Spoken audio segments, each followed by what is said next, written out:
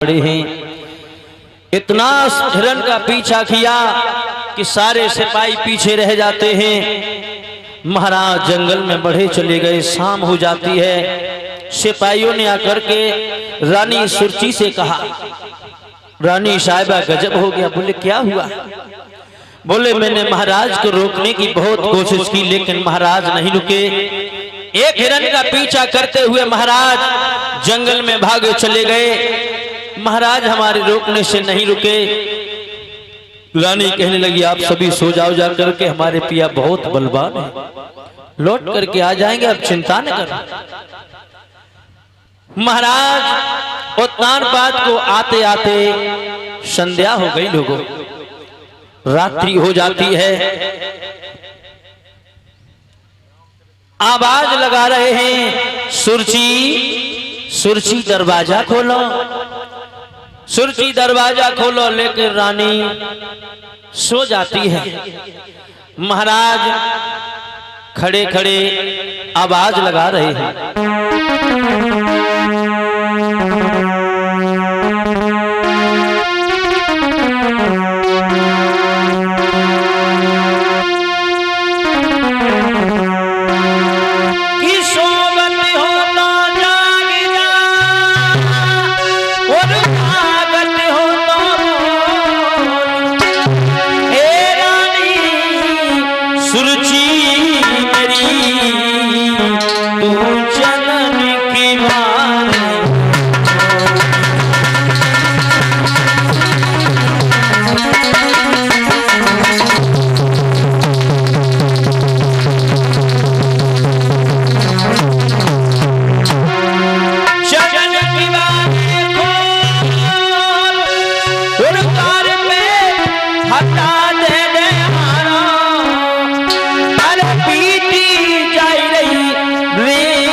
कोई बीते चंदा।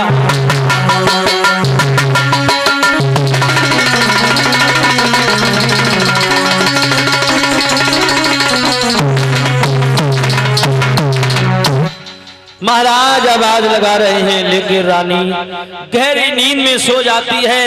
दिमाग में झटका लगा कि आज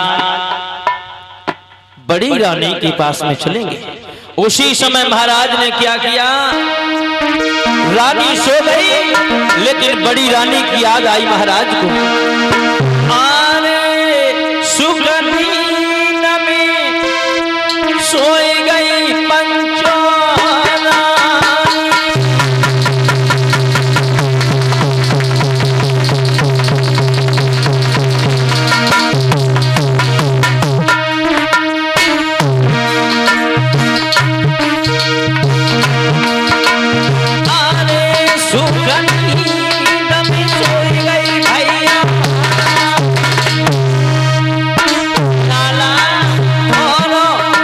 सुन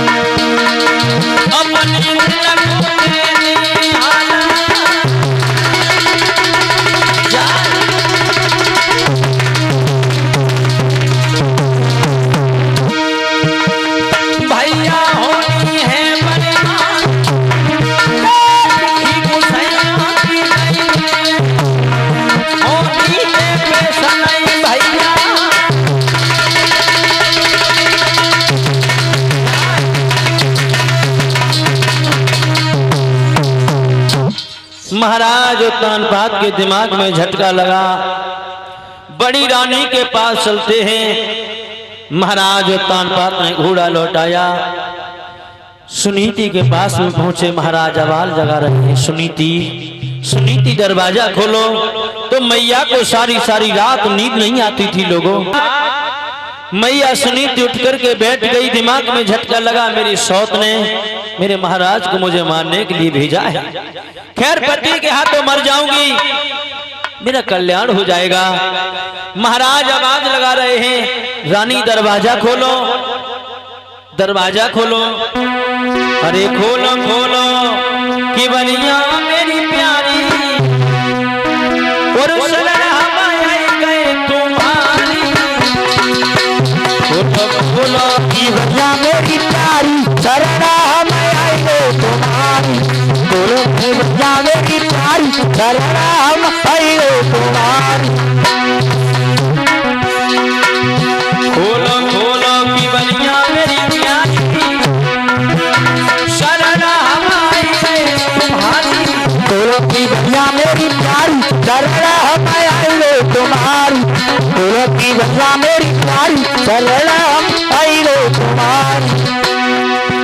महाराज उत्तानपाद आवाज लगा रहे हैं, रानी अरे देखो द्वार पे कौन खड़ो है।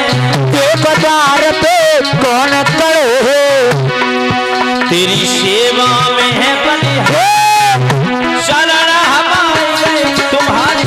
सेवा में है बलिहारी, शरण हमारी तुम्हारी। बोलो कि बनिया मेरी प्यारी, शरण हमारी तुम्हारी।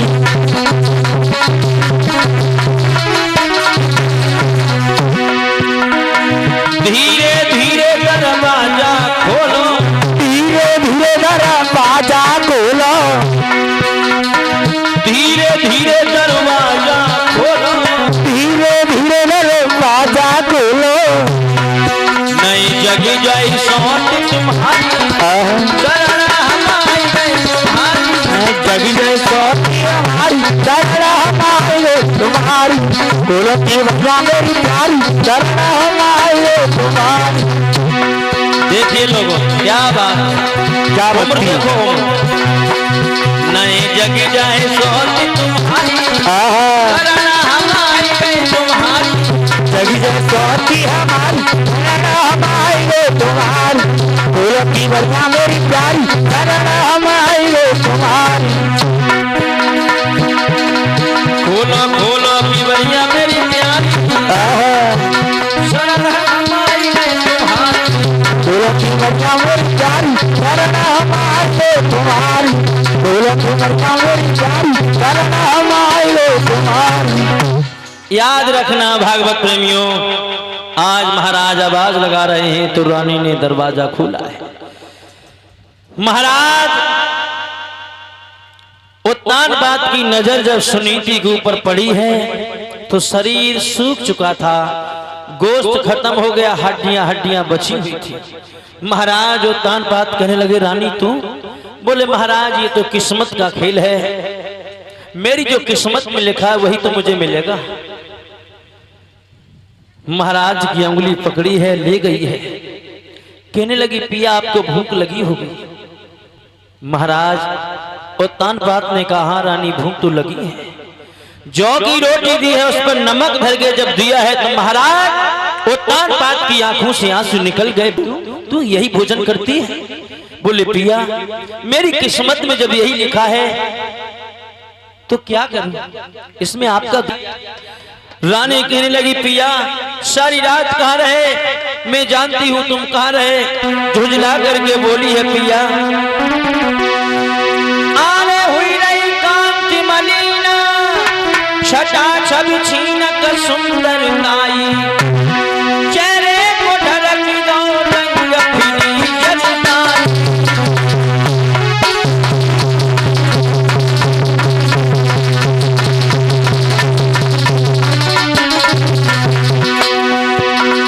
मैं सब जानती हूँ, तुम कहाँ से आ रहे हो।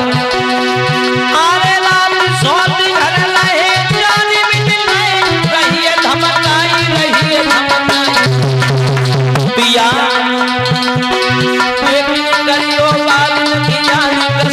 मुझे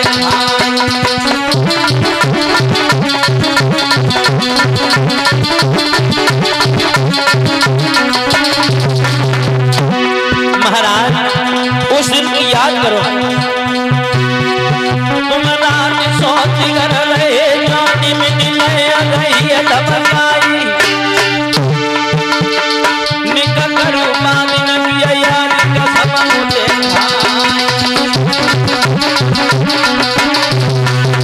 महाराज आहा क्या कहूँ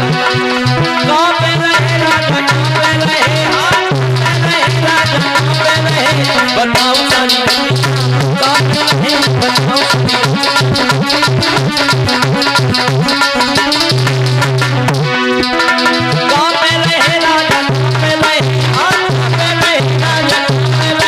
बताओ सारी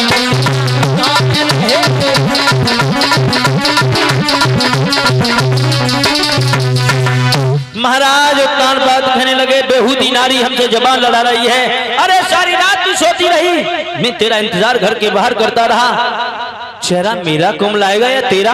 तू तो सारी रात सोती रही। महाराज तानपात की बंदर घुड़ की काम कर गई। लोगों रानी कहने लगी, पिया पिया गुस्सा ना हो, चलो अंदर, गर्म पानी करूंगी, तुम्हें नहलवाऊंगी, तुम्हारी सेवा करूंगी, तुम्हारे पैर दाबूंगी, पिया क्षमा कर दो, हमसे भूल हो गई। महाराज तानपात को अंदर लेकर के गई है। लोगों दूसरी रात्रि को रानी भी घर को धारण करती है। समय धीरे धीरे व्यतीत होता चला गया। 9 मास पूर्ण होने के बाद मैया सुनीति के उदर से एक पुत्र का जन्म हुआ। तदोपरांत सुरुचि के गर्भ से एक बेटे का जन्म हुआ। सुनीति के जब पुत्र हुआ तो कोई देख रेख करने वाला नहीं था, लेकिन जब सुनीति के पुत्र हुआ तो हजारों दासियां हैं, हजारों लोग आ रहे हैं। महाराज तानपात धन दौलत लुटा रहे हैं, मंगलाचार हो रहे हैं। ब्राह्मण याचकों को बुलाया है, नामकरण संस्कार करवाया। तो उस बेटे का नाम जो सुरुचि के गर्भ से पुत्र हुआ था उसका नाम उत्तम रख दिया। पंडित जी जा रहे थे, सुनीति ने देखो हाय पंडित जी निकले जा रहे, आवाज लगाई पंडित जी ने कहा ले लो को नाव धत्ते। बोले जेब में पैसा है? बोले पैसा ना है। बोले अगर पैसा ना है तो हमारी पत्रा में नाव ना है, पैसा तो दे तब तो नाम रखो जाए। बोले पंडित जी अब की बार जब तुम आओगे तब हम तुम्हें जरूर पैसा देंगे, हमारे लाख को नाव रख दे। लेकिन आजकल के गुरु, आजकल के गुरुओं से सावधान रहना।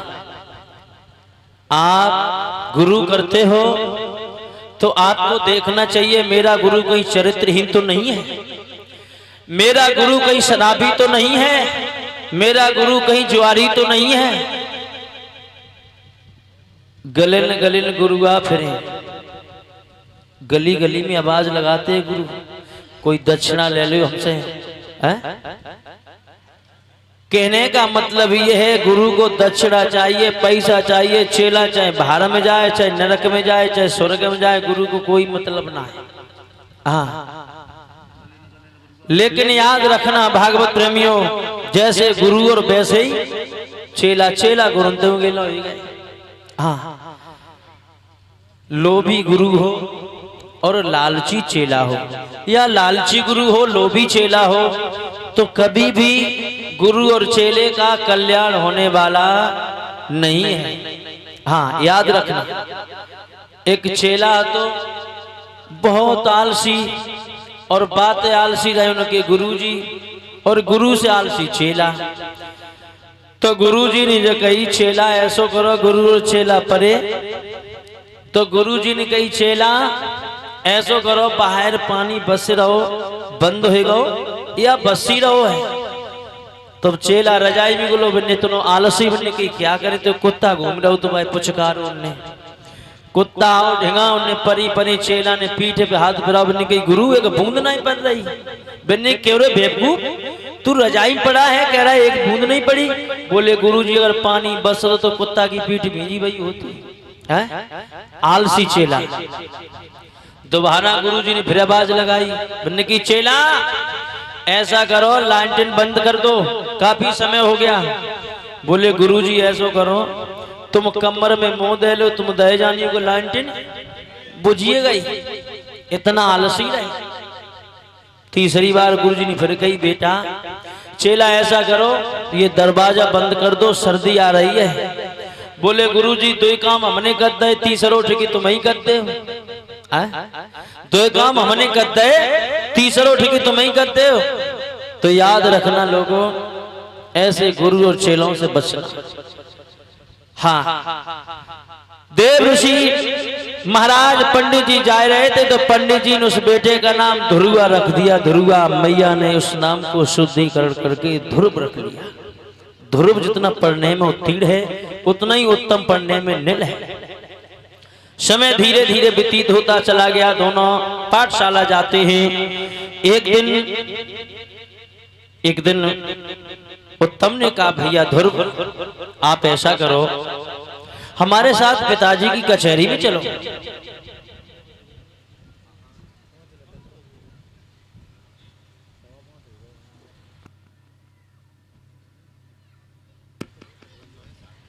बोलिए गोविंद भगवान की। और सभी भक्तजन ताली बजाते प्रभु का प्यारा सा भजन बोलेंगे बड़े भाव से। हाँ ठीक है।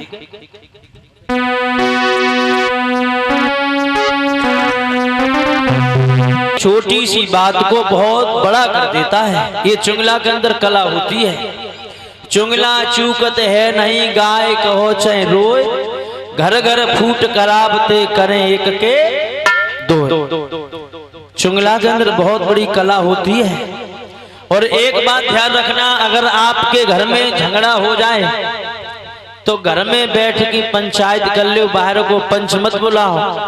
और कहूँ चुंगला पिटे तो खूब पिटन दे, भाई कबहू न बचा। हाँ याद रखना।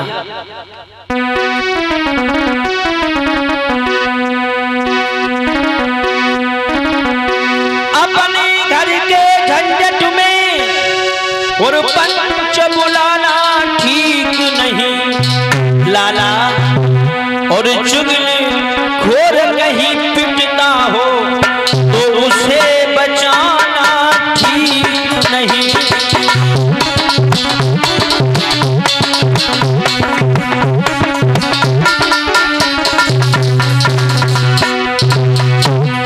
चुगला पिटता हो तो उसे ज्यादा से ज्यादा पिटने दो। हाँ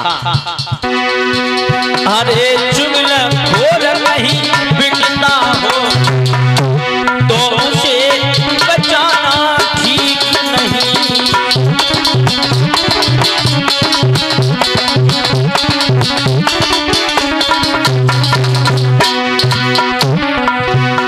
बिटिया चाहे कितनी प्यारी हो पर घर घर घुमाना ठीक नहीं। भैया चाहे कितनी प्यारी हो पर भेद छुपाना ठीक नहीं।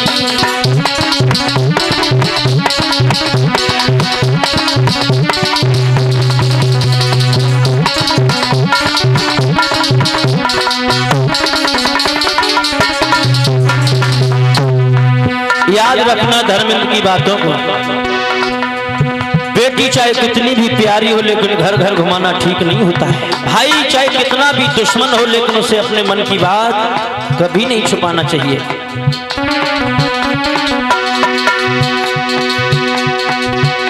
भैया चाहे कितना प्यारी हो पर भेद छुपाना ठीक। औरत चाहे कितनी प्यारी हो, ए भैया औरत चाहे कितनी प्यारी हो हर बात बताना ठीक नहीं।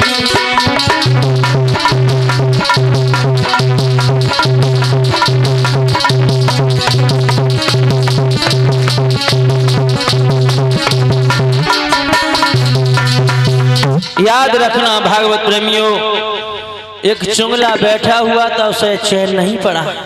चुंगला भागा है और चुंगला कितनो समझाइयो भैया जमन तो ते बात कह दी काऊ तो न कहिए, लेकिन चुंगला मानेगा नहीं।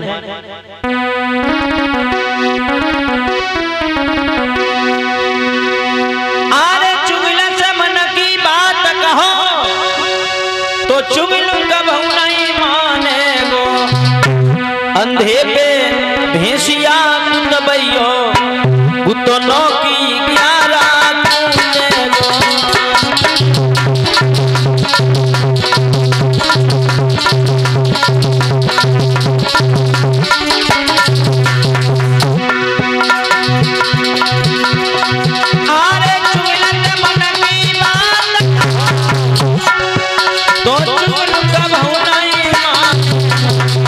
भैया अंधे पे भेसिया दबइयो उतनो की 11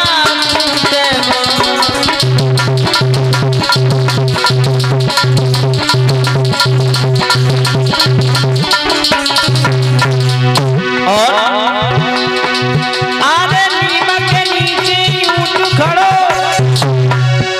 तो पतई पत्ता उतना कितनो समझइयो पर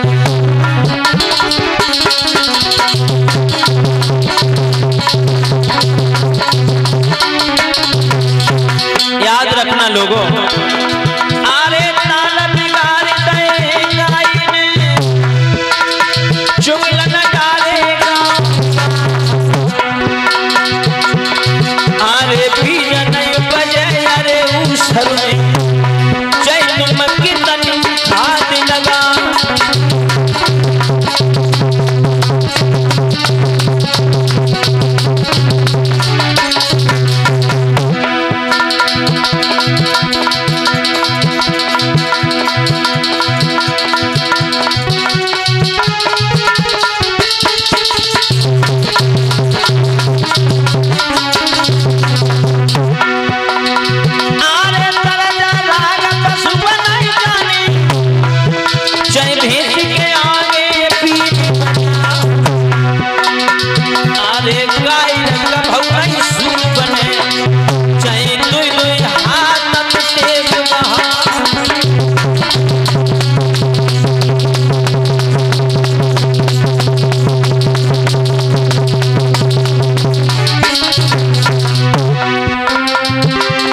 लाला इन चुगलन ने गाँव बिगाड़े,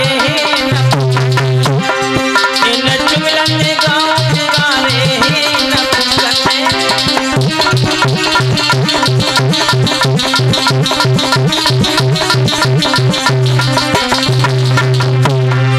इन चुगलन ने गाँव बिगाड़े, इन चुगलन ने गाँव बिगाड़े।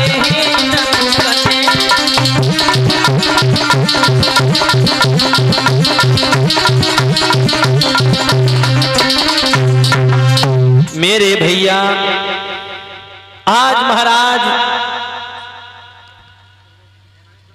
चुंगला भागा है, भाग करके पहुंचा है सुरची के पास में, सुरची के पास में पहुंचा है।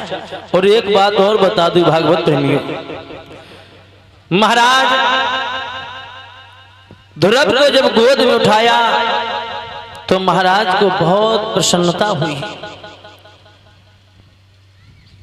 कभी कभी एक बाप के 2 बेटे होते हैं, कभी कभी बराबर का हक नहीं मिल पाता है। पत्थर के 2 टुकड़े होते हैं, आपने देखा होगा, एक की तो पूजा होती है और एक पत्थर कहीं सीढ़ियों में लगता है, कहीं नालियों में लगता है, पत्थर एक ही होता है। मेरी तो एक बात समझ में आई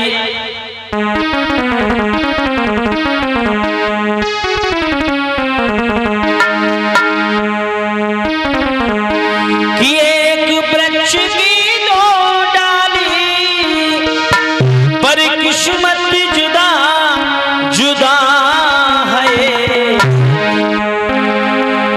एक डाली जाए हवन में, एक से जल रही चिता है। एक डाली जाए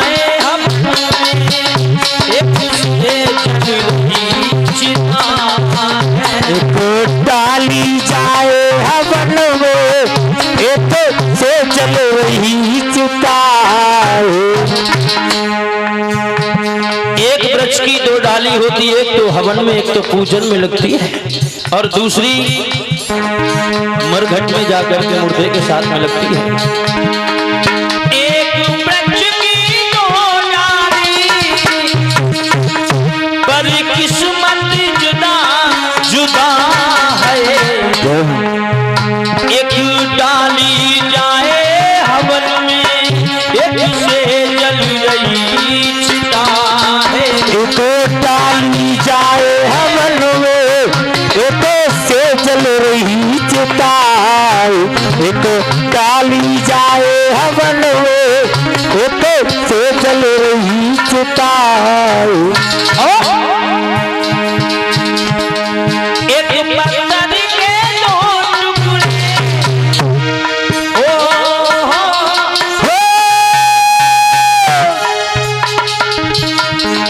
एक पत्थर के दो टुकड़े, पर किस्मत जुदा जुदा है।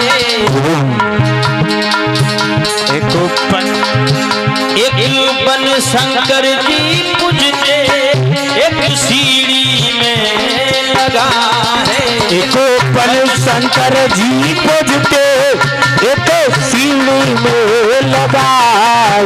एक पल शंकर जी पूजते, एक सीढ़ी में लगाए। एक पत्थर होता, उसके दो टुकड़े होते हैं। पत्थर वही है कि पूजा हो रही है, एक सीढ़ियों में लगा है। किस्मत का खेल।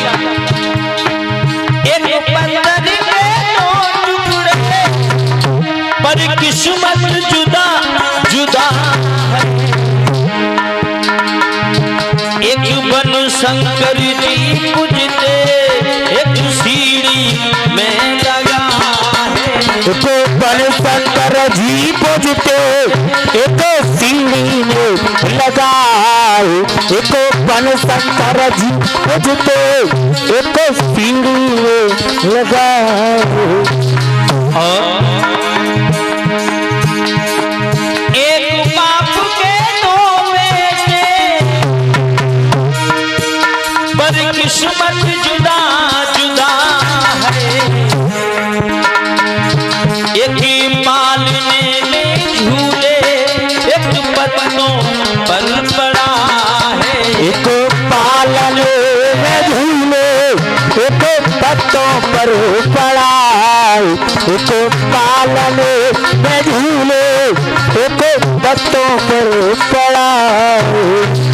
महाराज उत्तानपाद के दो पुत्र, एक को बहुत सम्मान मिलता, एक को लोग पूछते नहीं है।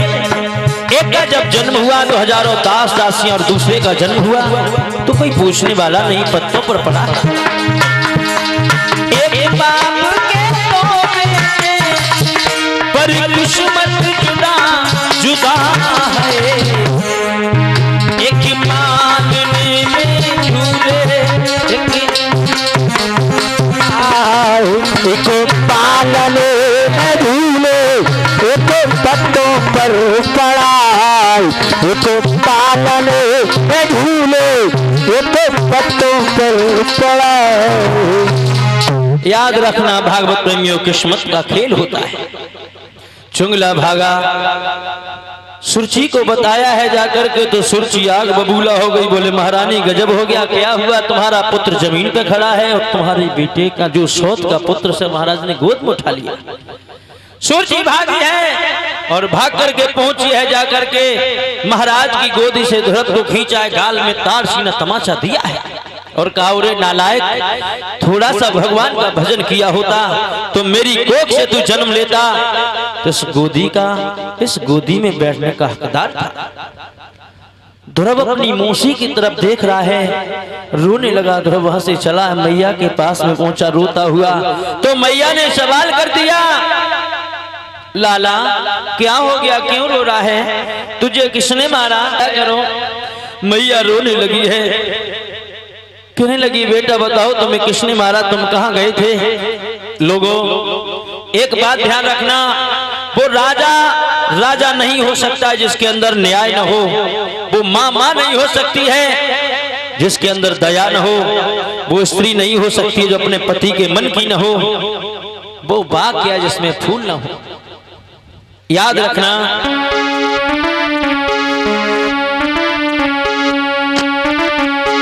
एक बाग कहा जामे फूल नहीं।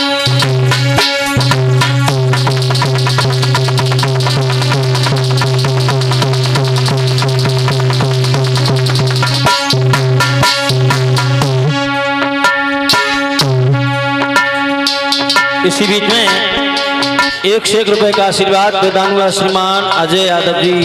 राधे रानी कृपा सदैव बनी रहे, मेरी प्रभु से कामना आकांक्षा है। भैया सदैव आगे बढ़ते रहे। अजय यादव जिनके यहाँ पर ये कथा चल रही है, अजय यादव सनौ श्रीमान सौदान सिंह पीटीआई साहब, उनके सुपुत्र हैं।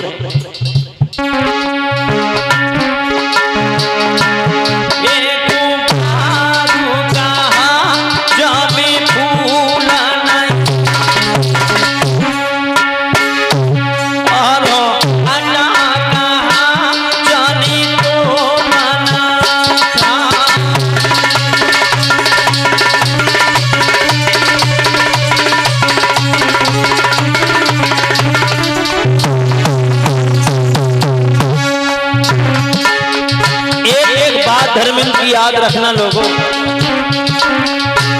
ये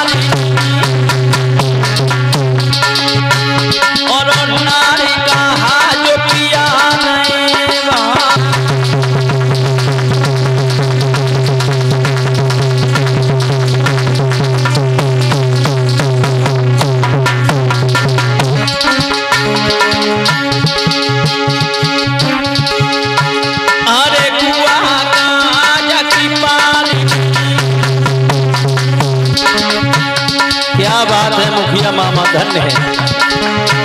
और नारी का जो पिया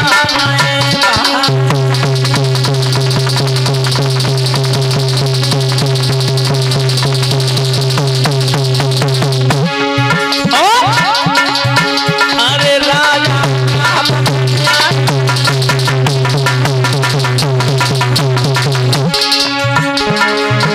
अरे राजा का जब न्याय नहीं और मात कहा जई दया नयाई।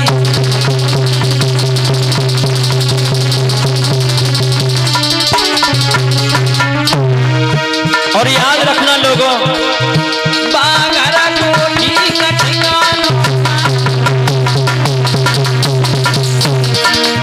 बागरा कोठी का ठिकाना, आने बालक चोर चोर लुगाई।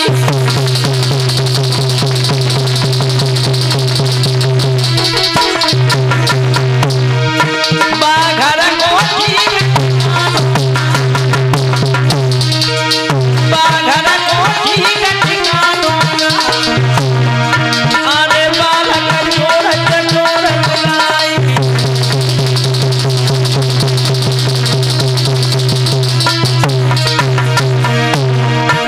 रुपए भिजवा रहे श्रीमान सत्येंद्र यादव जी शनौत, सौदान सिंह पीटीआई साहब जी, उनके सुपुत्र हैं। मैं प्रभु से कामना करता हूं परमात्मा सदैव आगे बढ़ते रहे, राधे रानी के पास सदैव बनी रहे।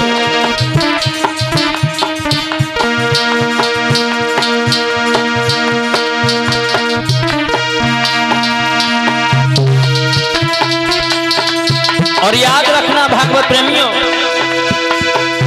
एक जगह बिजली आए,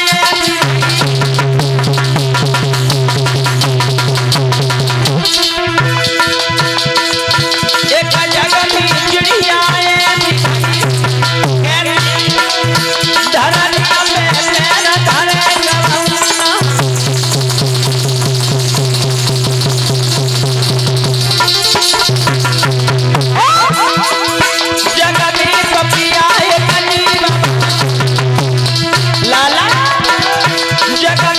पिया है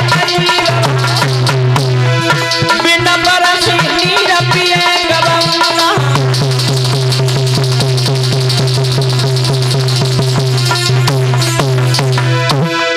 अरे सूरवीर लड़नी चढ़ी याद रखना लोगों अरे सूरवीर लड़नी चढ़ी मरी वे की नाश करे गबना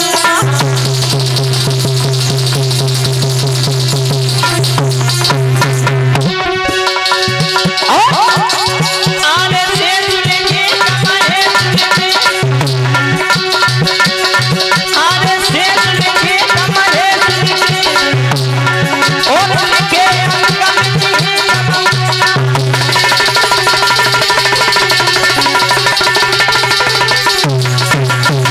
लाला इसलिए कहा है मेरी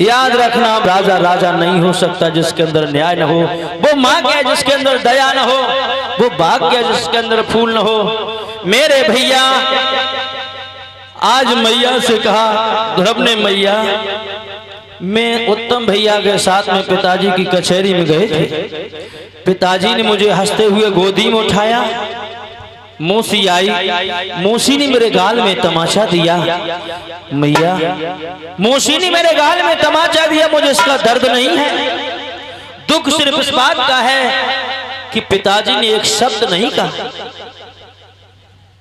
मैया सुनी थी कहेंगे लाला जब वो तेरे पिता हो तब तो बोले मैया वो मेरे पिता नहीं तो मेरे पिता कौन है। आज मैया सुनीति ने समझाया लाला बड़े हो जाओ, जंगल में जाना, भगवान का भजन करना, उसके बाद जो सारे संसार का पिता उसका भजन करना, उसकी गोदी प्राप्त करो, ये तो नकली पिता है। ध्रुव ने कहा मैया मैं आज ही जाऊंगा। मैया रोक रही है, ध्रुव ने योगी आप भेष धारण किया है, क्या नाम है, कुंडल खजूर के हैं, गले में बैजंती माला है, हाथ में दंड कमंडल है, योगी रूप धारण किया।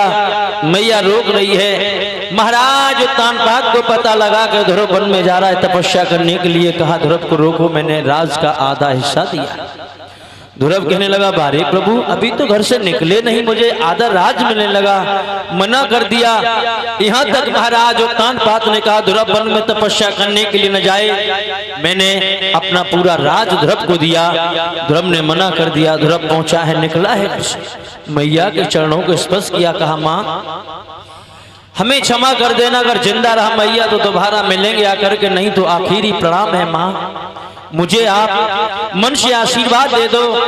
क्योंकि लोग कहते हैं जिस पुत्र को माता पिता का आशीर्वाद मिल जाता है वो जिंदगी में कभी भी ठोकर नहीं खाता है, कभी भी उसे धोखा नहीं मिलता है। जिसके माँ बाप अपने पुत्र को आशीर्वाद दे दे वो सदैव आगे बढ़ता। मैया एक बार मुझे आप अपना आशीर्वाद प्रदान करें।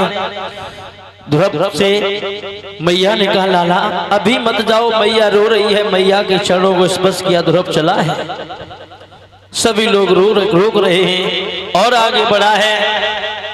तो स्त्रियों ने देखा बहन कितना छोटा बालक संत हो गया, मुझे ऐसा प्रतीत होता या तो इसकी माँ मर गई या इसे घर से किसी ने निकाल दिया। आपस में बातें कर रही हैं, बोली है बहन अरे देख ले बेने उमारी को है बारो, देख ले बेने उमरी को है बारो, देख ले बेनी उमरी को है बारो।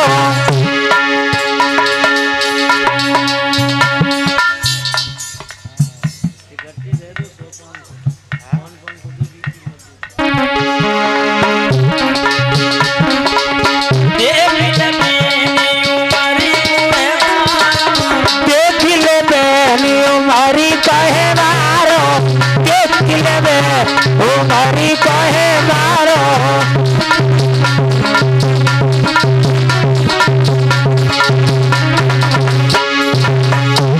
अरे देख लगे मन को मानो के गाऊ ललकारो मैया के गाऊ ललकारो देख लगे मन को वारो के काऊ ललकारो बेना के काऊ ललकारो अरे या तो जाती मैया मर गई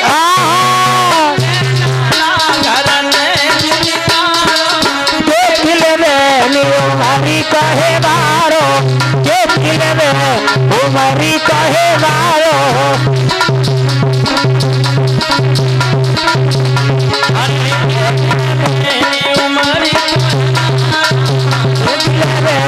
हमारी कहे बारो देख ले हमारी कहे बारो। मेरे भैया आज ध्रुव चला जा रहा है, ध्रुव नहीं माना, जंगल में पहुंचा है। यमुना जी के किनारे एक कैद का वृक्ष खड़ा हुआ था, वहीं देव ऋषि नारद से मुलाकात हो जाती है। देव ऋषि नारद ने देखा, कहा लाला कहाँ घूम रहे हो? अरे घर पे लौट जाओ, कोई जंगल में शेर भालू चीता इत्यादि तुम्हें खा जाएगा, किसी के पेट में समा जाओगे लाला। ध्रुव कहने लगा महात्मा जी जब तुम्हें किसी ने नहीं खाया तो भला मुझे कौन खा जाएगा? दिमाग में झटका लगा, ये कोई साधारण बालक नहीं है। तो कहा लाला भक्त सबसे पहले गुरु किए, तुमने बोले गुरु क्या होता है? गुरु कौन से पेड़ पे लगता है? गुरु का क्या मतलब होता है? तो देव ऋषि नारद ने समझाया, गु माने अंधकार, रू माने प्रकाश, जो अंधकार से प्रकाश की ओर ले जाता है उसे गुरु कहते हैं। और यहाँ तक बताया है भागवत प्रेमियों, जिसके गुरु नहीं है वो लोग निगुड़ा कहे जाते, अगर वो धर्म करें तो उस धर्म का उन्हें 10 गुना पाप लगता है। इसलिए हर व्यक्ति को अपने जीवन में गुरु अवश्य करना चाहिए। जब तक माता पिता हैं आप गुरु न करें कोई दिक्कत नहीं है। माता पिता गुजर जाने के बाद एक गुरु होते हैं जो हम लोगों को मार्गदर्शन कराते हैं। देव ऋषि नारद ने 12 मंत्र दिया है। ओम नमो भगवते वासुदेवाय। बोले इस मंत्र का जाप करना, वास्तव तुम्हें भगवान की प्राप्ति करनी है तो बड़े मन लगा करके बड़े भाव से भगवान का भजन करना। कैद के वृक्ष के नीचे बैठ जाते हैं। 1 महीने बाद समाधि खुली है, कैद के फल खा लिए, पानी पी लिया, फिर भगवान का भजन करने लगे।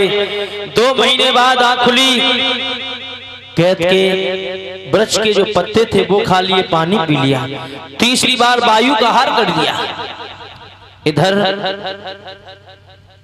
इंद्र परेशान होने लगा। इंद्र कहने लगा ध्रुव की भक्ति में अगर सफल हो गया तो मेरा इंद्रासन चला जाएगा। उसने कहा सुनो उर्वशी रंभा, मैंने तुम्हें बहुत खिलाया पिलाया है, आज जाओ ध्रुव की समाधि को डिगाओ जाकर के। उर्वशी रंभा अनेकों अप्सराओं को भेजा है, कोई मैया सुनीति बन जाती है, कोई नागिन बन जाती है, कोई मोरनी बन जाती है। अनेकों प्रकार से ध्रुव की समाधि को डिगा रही, लेकिन ध्रुव की समाधि डिग नहीं रही है। जब ध्रुव ने प्राण वायु खींची तो ऐसा प्रतीत होने लगा सारा संसार जल के राख हुआ जा रहा है। जीव जंतु पशु इत्यादि के दम घुटने लगी, लोग परेशान होने लगे।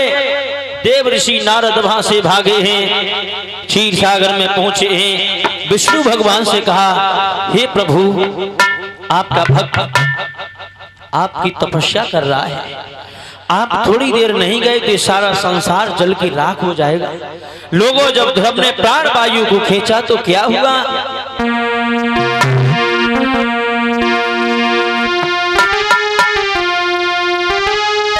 जब ध्रुव ने खींची प्राण वायु तो हमार की त्रिलोकों की आकाश हिला, पाताल हिला, और हिल गई पारी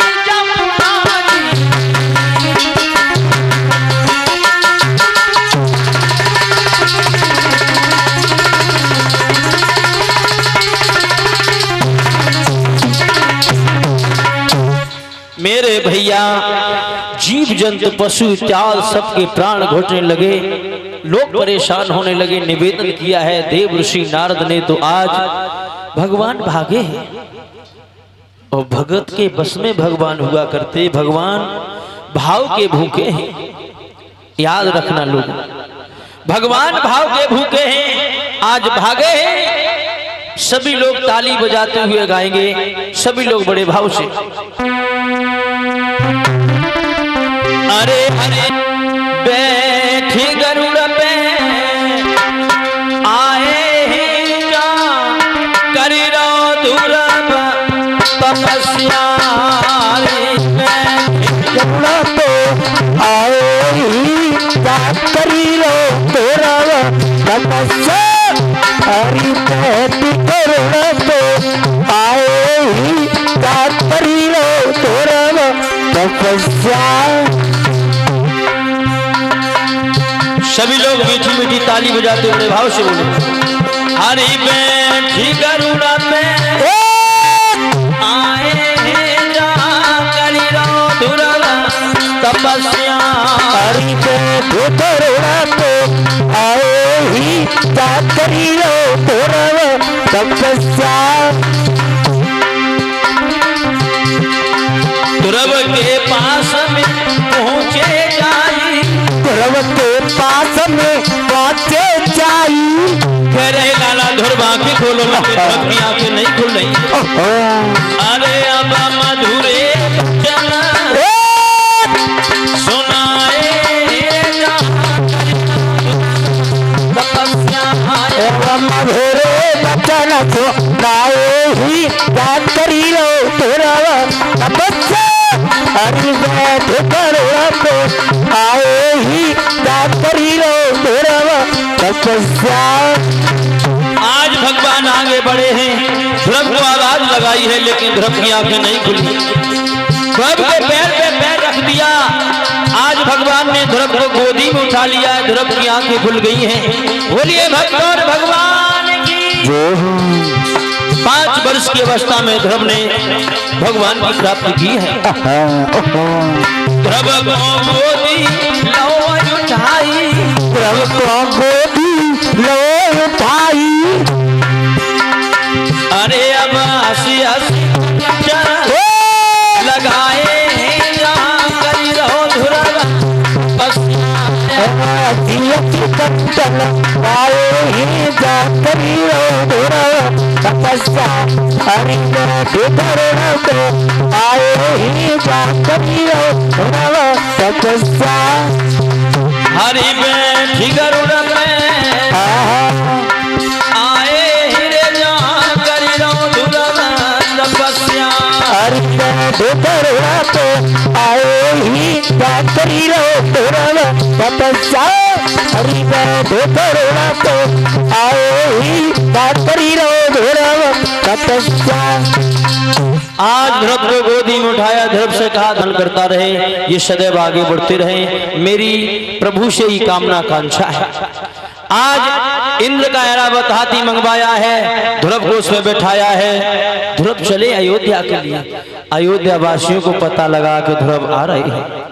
सुरुचि को पता लगा तो सुरुचि लज्जा की वजह से परेशान है, मन में विचार कर रही है, मैं ध्रुव को कैसे मुंह दिखाऊंगी। लेकिन ध्रुव मन में विचार करे, अगर उस दिन मौसी मेरे गाल में तमाचा नहीं मारती और ये नहीं कहती कि थोड़ा सा भगवान का भजन किया होता तो मेरी कोख से जन्म लेता तो इस गोदी का हकदार था। ध्रुव पहुंचे हैं, जाकर के अपनी मौसी के पास में आवाज लगाई, मौसी दरवाजा खोलो। एक वो दिन था तुमने ये कहकर के मुझे मेरी गाल में तमाचा दिया था कि थोड़ा सा भगवान का भजन किया होता तो गोदी में बैठने का हकदार था। मौसी, मैंने प्रभु की प्राप्ति की, एक बार मुझे दर्शन दो। निवेदन किया अनेकों प्रकार से, तो आज मेरे भैया मौसी ने दरवाजा खोला है, चरणों को स्पर्श किया। इधर मैया सुनीति की रो रो करके आंखों की रोशनी जा चुकी थी। ध्रुव अपनी मैया सुनीति के पास में पहुंचे, चरणों को स्पर्श किया है। सुनीति कहने लगी, कौन है? बोले, माँ मैं तेरा लाला ध्रुव हूं। सुनीति कहने लगी, लाला मैं कैसे जानूं? उसी समय प्रभु का आह्वान किया है, तुम मैया की आंखों में पुनः रोशनी आ जाती है। लोगों, धन्य है वो माँ जिस माँ ने ऐसे पुत्र को जन्म दिया, और धन्य है वो बेटा जिसने अपने माता पिता का नाम रोशन किया। ध्रुव ने 5 वर्ष की अवस्था में भगवान की प्राप्ति की है। घर में अगर सपूत पैदा हो जाए तो आपका नाम रोशन कर देगा, और कहीं घर में औलाद गलत रास्ते पर चली जाए तो आपका इज्जत, सम्मान, धन दौलत सब खत्म कर देता है। याद रखना भागवत प्रेमियों, व्यास नंदन श्री सुखदेव जी कहते हैं, राजन परीक्षित, कुछ दिनों तक महाराज उत्तानपाद ने राज किया अपने पुत्र ध्रुव को अयोध्या का राजा बनाया है। स्वयं राजा और रानी वन में तपस्या करने के लिए चले जाते हैं। 1-2 वर्ष नहीं, ध्रुव ने अयोध्या पर 36,000 वर्षों तक 36,000 वर्षों तक राज किया है। अंत में जब स्वर्ग धाम के लिए गए तो उसी वक्त क्या हुआ, जाते जाते ध्रुव को घमंड हो गया, और ध्रुव को जब घमंड हुआ है तो आप समझ लेना ध्रुव ने भगवान की प्राप्ति की है। तो ध्रुव ऊपर जा रहे थे, न ऊपर रह पाए, पहुंच पाए, और नीचे रह पाए, बीच में लटके रह गए। देखा होगा आपने ध्रुव तारा। जिंदगी में सब कुछ करना, लेकिन घमंड कभी नहीं करना। याद रखना भागवत प्रेमियों, घमंड अगर आपके मन में आने लगा तो समझ लेना कि मेरी जिंदगी का नाश होने वाला है। इस प्रकार से व्यास नंदन श्री सुखदेव जी कहते हैं, राजन परीक्षित, 5 वर्ष की अवस्था में ध्रुव ने भगवान की प्राप्ति की है। और आइए सभी भक्तजन एक प्रभु का प्यारा